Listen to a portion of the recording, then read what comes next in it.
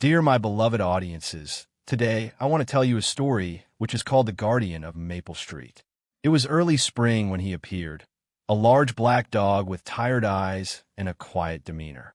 He stood at the corner of Maple Street as the rain fell in soft sheets, unmoving, almost like a statue.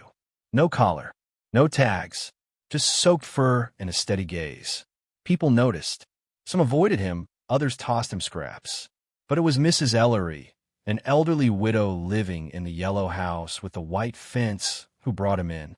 "You look like you've been through a war," she said, handing him a towel and a bowl of soup. He didn't bark or growl.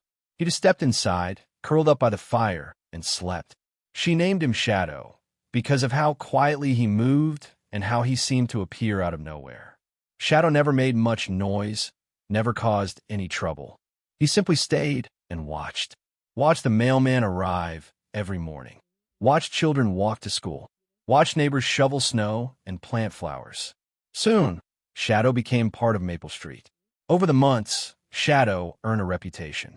He never strayed far from Maple Street, and somehow, he always showed up when needed most. When little Tommy Peterson fell off his bike and scraped his knee, Shadow ran to his side and barked until Tommy's mom came running. When Mr. and Mrs. Nguyen's baby wandered out of the yard, it was Shadow who gently herded the toddler back home before anyone even noticed he was missing. People began to trust him. Children brought him biscuits on the way to school. The mailman added a milk bone to his daily delivery. Even the grumpy man at house number 9, who never liked dogs, left out a bowl of water on hot days. But Shadow wasn't just a helper. He was a protector. One evening, while the neighborhood slept, a thief tried to break into the Martins' garage. Before he could pry the door open, a low growl echoed from the shadows.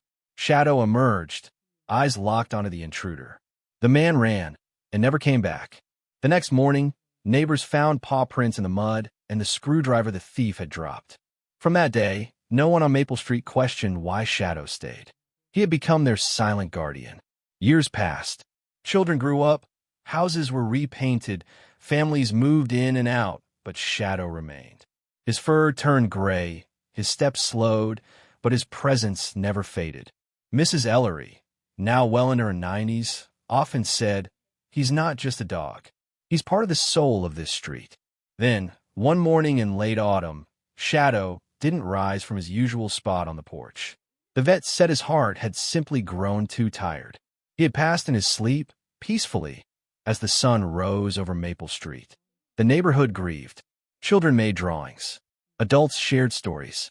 Even the city put up a small plaque on the sidewalk near Mrs. Ellery's house that read, "In memory of Shadow, the guardian who watched over us all." Though Shadow was gone, his spirit lingered. On quiet nights, when the wind rustled through the trees and the moon lit the street just right, some swore they could still see a black shape sitting silently at the corner, watching, protecting, remembering. And Maple Street was never quite the same without him. If you like this video, please leave a like and a subscribe. It will really help our channel grow. But if you don't like it, then just skip it and don't forget to check out our other videos. Thank you very much and goodbye.